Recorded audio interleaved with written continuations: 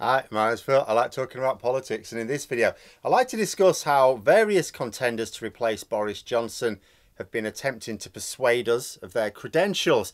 But why are they spending time and effort trying to convince the general public?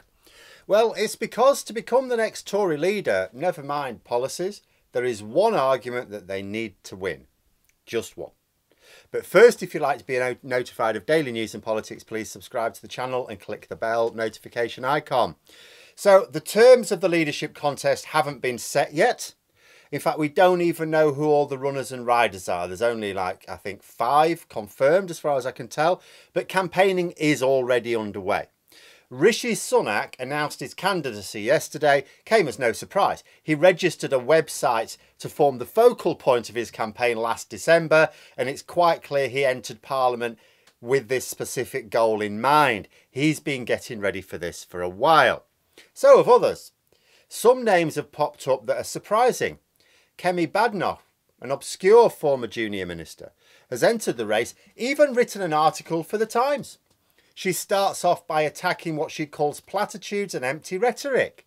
I thought, this is nice and refreshing, because I expect the Tory leadership contest to be full of them. Maybe she's going to be the Rory Stewart of this contest, who faces up to realities and wants to offer some practical alternatives. But no, her article was full of empty rhetoric and platitudes. Not one single line explained where she stands on any issue, much less the important ones. There wasn't a single policy contained within. I mean, you don't expect a full manifesto, of course, but her statement to the nation didn't tell her what she would do as Prime Minister on even a single issue. And this isn't like when, say, Keir Starmer became leader of the opposition. He knew he was almost 5 years away from even possibly being Prime Minister. He had, and still has, years to get his offer finalised. Whoever wins this contest will be Prime Minister before the end of the summer, probably well before the end of the summer. That means they'll need to have their policies ready right now. So where are they? None in this article at all. But then Badenoch probably doesn't think she's going to be the next Prime Minister. Candidates like her are aiming to do one of two things. First, try and steer policy discussions in certain areas. But if she's trying to do this, the lack of any direction in her article makes this unlikely. But similar no-hopers in the contest may be trying to do that, get a conversation going. Second, and almost certainly the case for her, trying to raise their profile in the hopes not of becoming Prime Minister, but of winning a more senior appointment under the eventual winner, to get themselves some plaudits from the public, from their own colleagues. Oh, they sound sensible there. So that the eventual winner thinks, well, maybe that's the sort of person I want in my cabinet. You would think that the serious contenders are going to have some detailed policy announcements there. But truth be told, their policies are largely irrelevant. There are 2 things that will run through the campaign of every serious contender for leadership, and realistically, only one of them matters. The first is uniting the party. Now, it's normal for a party to look divided when it's choosing a new leader, and that's any political party. It's not unhealthy. A large political party is made up of different factions, especially one which exists in a first-past-the-post system. It has to draw together different groups with slightly, at least, different aims and ideas under a single umbrella in order to win power. Each of these different groups thinks that they've got the right ideas, so of course they try a winner-takes-all approach. They want their champion-elected leader in order to push their agenda more effectively. So during the contest, these groups will fight like cat and dog. This is not a problem, unless the infighting continues after the contest is over. A party that's disunited going into an election campaign, say, looks chaotic and is unlikely to inspire confidence in voters. So the candidates will talk of uniting the party. But for Conservatives, this is not something to really waste much time on. The single biggest and by far and away most important difference between Conservatives and Labour, in terms of how they function, not policies, is that come the election, the Conservatives always swing behind their leader. Always. They understand that they'd rather have the leader of a different faction within their own house than the other side. This is why they win power so often. despite usually fairly low popular support. Granted, the Conservative Party now is a very different beast these days, but I still anticipate the same to happen as long as the eventual leader doesn't piss the ERG off too much, because they're not swinging behind anyone. Hell, maybe the actual ERG candidate, Suella Braverman, will win. I see she's got Steve Baker's backing now that he's withdrawn from the contest. You know, I reckon his campaign poster did him no favours. It put me in mind of Homer Simpson's webpage. I wonder if Baker and Braverman were talking it out. I reckon I've got the best chance of winning, said Baker. I've been around a lot longer. I've got more support. Have you seen your campaign poster, Steve? Fair enough, said Baker. I'll pull out and back you. But the Tories will unite for the election. They'll probably unite fairly quickly after the leadership contest is over, quite frankly. But there will be another common thread in these serious leadership campaigns, and this one matters, demonstrating that they will be able to win the votes needed to win the next election. This is of supreme importance to both Tory MPs and Conservative Party members, both of whose support is essential in order to win this contest. It's the one thing that unites them all, winning elections. This is why the leadership campaigns are so public. This is why articles are going to be written in newspapers.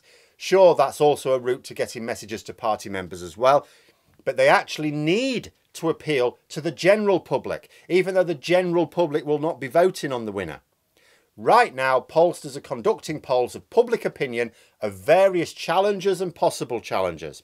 The contenders need to get those polls moving in their favour, and they need to do it quickly because I get the impression Tory MPs do not want to hang about with this contest.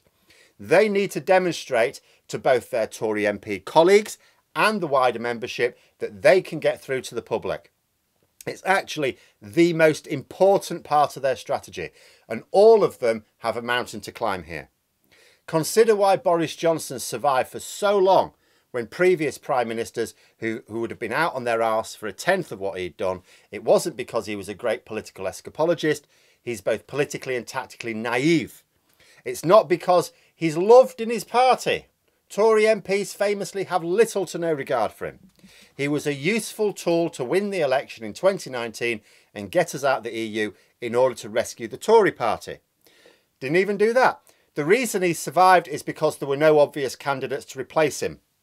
There were no end of stories abound, you know, a few months ago of some Tory MPs saying we need to get rid of him now. Another Tory MP saying, with who? Who'd you replace him? It's all right saying get rid of him. You've got to say who you'll replace him with.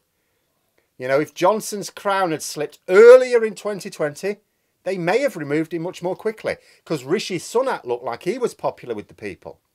But by the time it became clear that Johnson had to go, there were no other Tory MPs in whom you could have very much faith in winning a general election. Well, Johnson's now gone. Not because they now think they do have a successor, but because they've realised that even a foul-mouthed baboon with a penchant for eating babies and raging diarrhoea leading them into the next election would have a better chance of winning them power than Boris Johnson. When Jeremy Corbyn's popularity was at its very lowest, it was still higher than Boris Johnson's is right now.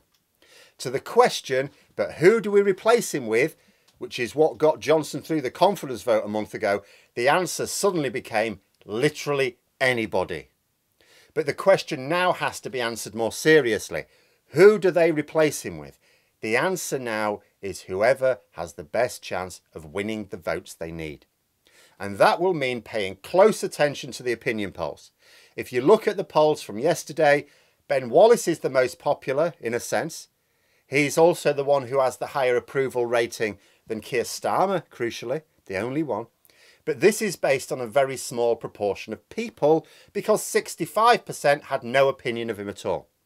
Now, this is a problem for some of the smaller personalities and could count against someone like Wallace. If he even announces that he'll stand, which at the time of recording, he's still considering it, he hasn't said. He's the Defence Secretary. He's been the Defence Secretary for a while. It's a fairly senior role. He's also considered to be a decent one. He's been through the fire of the withdrawal from Afghanistan and military support for Ukraine against the largest invasion in Europe in generations. He has had cross-party praise for his actions in both crises. So if he's widely regarded as having done well in issues that are of public interest and that the public consider important, why isn't he better known in public? Why does 65% have no opinion one way or another of a senior cabinet minister who has done well? Is his personality too weak to project to millions of voters?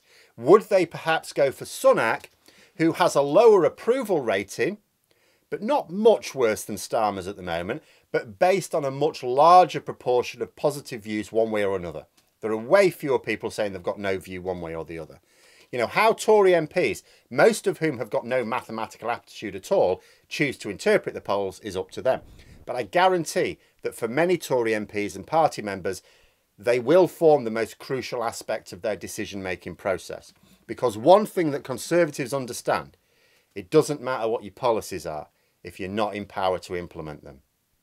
But those are my thoughts. Let me know yours in the comments below. I hope you found the video interesting. If you did, please click the like button. And if you'd like to support the channel further, the join button for memberships. And until next time, I'll see you later.